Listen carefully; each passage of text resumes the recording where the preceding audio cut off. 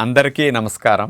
June 21వ తేదీ అంతర్జాతీయ యోగా దినోత్సవ సందర్భంగా మనందరం కార్తీక మాసం ధనుర్మాసం లాగా జూన్ మాసాన్ని యోగా మాసంగా గుర్తించి నెలంతా శారీరక మానసిక ఆరోగ్యాన్ని పెంపొందించుకోవటానికి నిజ జీవితంలో యోగాను ఒక భాగంగా చేసుకుని అందరూ ఆచరించాలని మన ప్రధానమంత్రి శ్రీ నరేంద్ర మోడీ గారు మరియు ఆంధ్రాను యోగాంధ్రగా మార్చాలని ఆంధ్రప్రదేశ్ ముఖ్యమంత్రి శ్రీ నారా చంద్రబాబు నాయుడు గారు ఇంటింటికి యోగా చేరాలని సంకల్పించారు. ఇందులో భాగంగా ఇంటింటికి యోగా కార్యక్రమానికి మీ అందరికీ స్వాగతం. అర్ధమచ్చేంద్రాసన్ విశేషత ఈరోజు మనం తెలుసుకుందాం. మచ్చేంద్ర ముని కనిపెట్టిన ఆసనం వల్ల ఈ ఆసనానికి ఆయన పేరు పెట్టడం జరిగింది. అర్ధమచ్చేంద్రాసన్ అనేది డయాబెటీస్ ఉన్నవారికి ప్యాంక్రియాస్ గ్రంథిని స్టిమ్యులేట్ చేసి ఇన్సులిన్ ఉత్పత్తిని పెంచడానికి, అట్లాగే ఒబిసిటీ వల్ల హెరిడిటరీగా వచ్చే టైప్ 2 డయాబెటీస్ అంటే ఇన్సులిన్ రెసిస్టెన్స్ వల్ల వస్తుంది. ఆ ఇన్సులిన్ రెసిస్టెన్స్ని తగ్గించి ఇన్సులిన్ సెన్సిటివిటీని అంటే నిరోధకతను తగ్గించి ఇన్సులిన్ పనితనాన్ని పెంచడానికి బాగా ఉపయోగపడే ఆసనంగా అర్ధమచ్చేంద్రాసనం ఉపయోగపడుతుంది. అట్లాగే లివర్ని యాక్టివేట్ చేయడానికి, ప్రేగుల్లో కదలికలు తగ్గి జీర్ణ సంబంధమైన సమస్యలు ఉన్న వారికి జీర్ణక్రియను మెరుగు చేయటానికి, ముఖ్యంగా వెన్నుపాము ఫ్లెక్సిబిలిటీ బాగా పెరగటానికి అద్భుతంగా ఉపయోగపడుతుంది.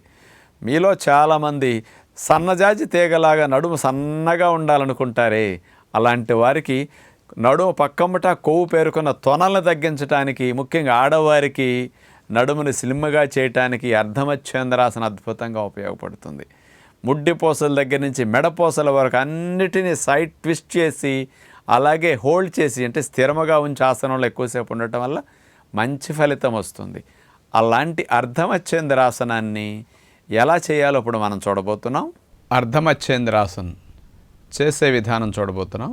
ముందుగా కాళ్ళు చాపేసి చేతులు వెనక్కి పెట్టుకుని దండాసనంలో అలా కూర్చున్న తర్వాత చేతి వేళ్లతో పాదం బొటన వేలినట్లా పట్టుకుని ఇప్పుడు చూడండి, ఎడమ కాలుని మోకాలు పైనుంచి ఇటు పక్క అట్లా పెట్టుకోవడం జరిగింది.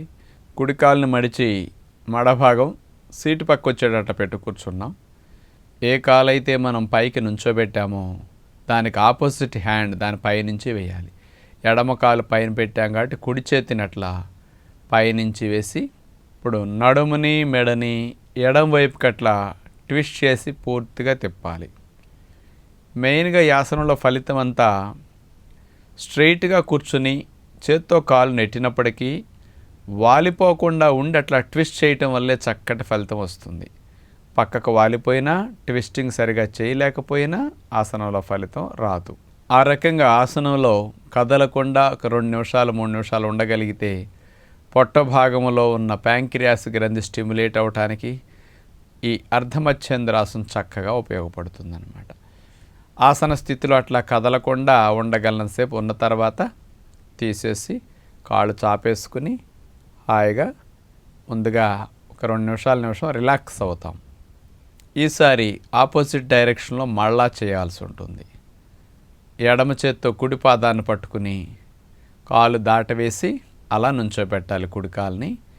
ఎడమ పాదాన్ని మోకాల దగ్గర నుంచి మడిచి ఎడమ చేతిని కుడికాలు పైనుంచి వెయ్యాలి. చూడండి, ఇప్పుడు అలా వేసి చేత్తో కాలు నెట్టుకోవాలి. చేత్తో ఈ పాదాన్ని పట్టుకుంటాం. నడుముని మెడని కుడివైపు అట్లా పూర్తిగా ట్విస్ట్ చేయవలసి ఉంటుందన్నమాట.